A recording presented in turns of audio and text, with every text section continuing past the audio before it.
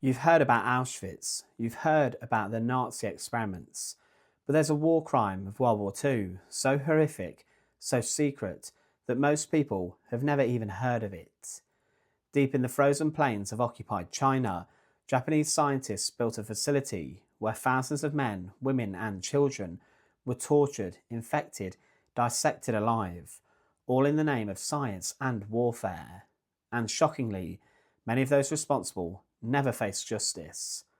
This is one of the darkest secrets of World War II, and today we're finally going to uncover it. Unit 731. The roots of Unit 731 trace back to Japan's militaristic expansion in the 1930s. In 1931, the Japanese Kwantung Army invaded Manchuria, establishing the puppet state of Manchukuo by 1932. This territory provided the perfect environment for secret military and scientific research, far from international oversight. It was here that Lieutenant General Shiro Ishii, an amoral microbiologist, found his opportunity. Ishii had long been fascinated by the potential of biological warfare, and he argued that diseases could serve as an invisible army, capable of devastating enemy populations and crippling opposing militaries. His proposal appealed to the Imperial Japanese leadership, who were eager to gain an edge in their campaign for dominance in Asia. In 1936, Ishii was granted permission to establish a secret research facility in Pingfang, near Harbin in northeast China. The facility would officially be called Epidemic Prevention and Water Purification Department of the Kwantung Army, a deliberately misleading title designed to conceal its true purpose. In reality, it was a factory of death and suffering, designed to develop, refine, and weaponize biological agents through human experimentation, and thus was born Unit 731. Inside the 6 square kilometre compound of Unit 731 stood laboratories, barracks, workshops, and a prison complex. The prisoners held within were referred to by the staff as maruta, meaning logs, a dehumanizing code word that reflected how the victims were seen. Mere materials for experimentation. The inmates were not soldiers or convicted criminals. Instead, they were ordinary civilians, Chinese men and women, children, elderly, political dissidents, Russian prisoners of war, Korean civilians, and even a handful of Allied prisoners of war. Estimates vary widely, but it's believed that between 3,000 to 12,000 people died as test subjects within Unit 731 during its existence. These human beings were subjected to some of the most grotesque medical experiments ever conducted. There was no anesthesia, no consent, and no escape. Perhaps the most notorious practice at Unit 731 was vivisection, the dissection of living, fully conscious human beings. Prisoners were cut open while still alive, so that researchers could observe the direct effects of diseases, injuries, and internal conditions on vital organs. Organs were removed piece by piece: lungs, liver, stomach, kidneys, all while the patient remained conscious, to study how long vital functions could continue without them. Limbs were amputated and reattached in unnatural positions to monitor blood circulation. In some cases, limbs were frozen solid and then thawed to examine the progression of gangrene and frostbite. These gruesome experiments were performed without anaesthetic, as it was believed that anaesthetics might interfere with the data. Unit 731's primary mission was the development of biological weapons.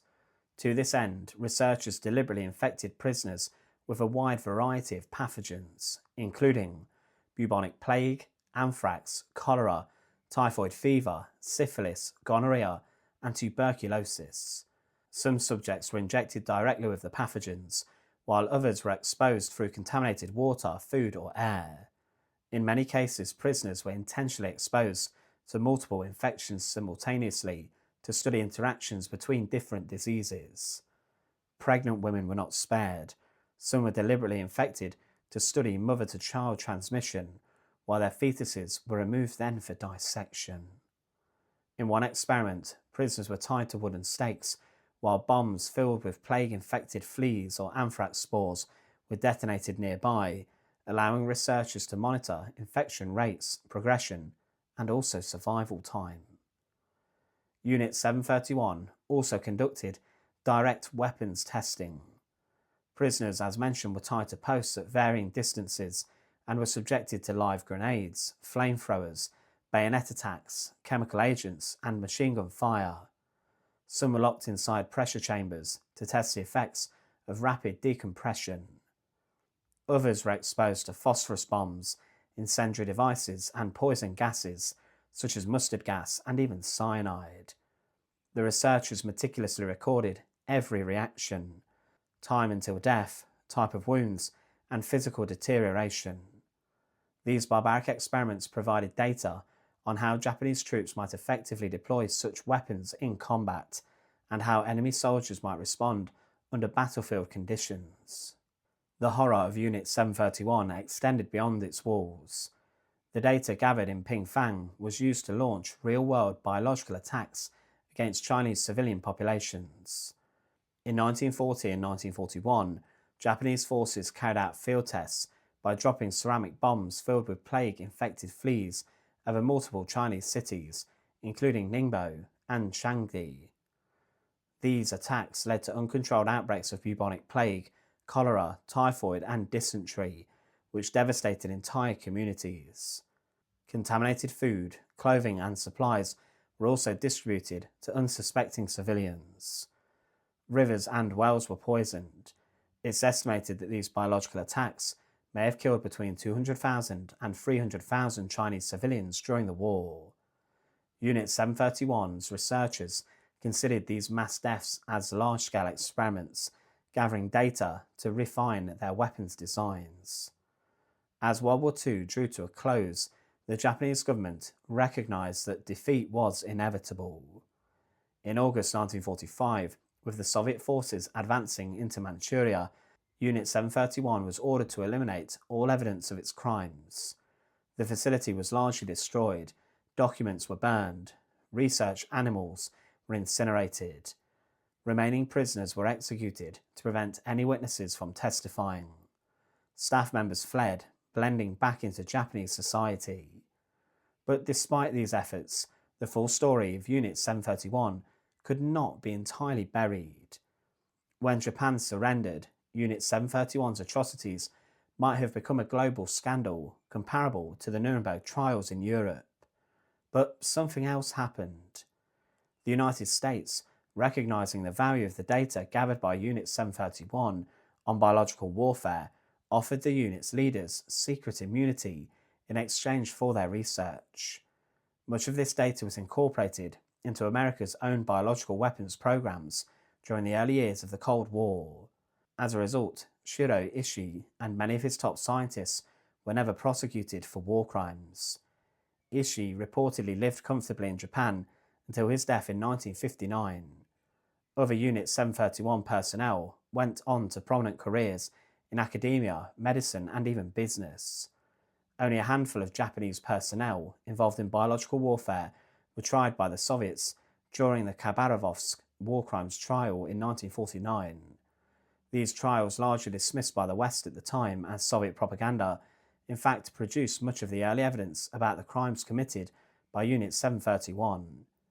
For decades, the Japanese government largely avoided acknowledging these atrocities. Unlike Germany, where national guilt over the Holocaust became part of public education, many Japanese students today still know little or nothing about Unit 731. The story of Unit 731 serves as one of the most harrowing examples of how science and medicine can be perverted when divorced from ethics and humanity. Driven by militaristic ambition and pseudoscientific racism, Japanese scientists committed acts that rivaled or even exceeded the brutality of Nazi medical experiments. These crimes were hidden for decades by Cold War politics, buried beneath layers of diplomatic convenience, but the victims remain. Their stories continue to emerge as surviving records, testimony, and public awareness increases. Unit 731 is a chilling reminder of what happens when science becomes a servant of war, and when the true value of human life is entirely discarded in the pursuit of military supremacy. In the end, the thousands who suffered and died within Unit 731 deserve not only remembrance, but the full weight of historical truth. Thanks for watching. To support our channel, please make sure to subscribe, and once again, Thank you so much for watching.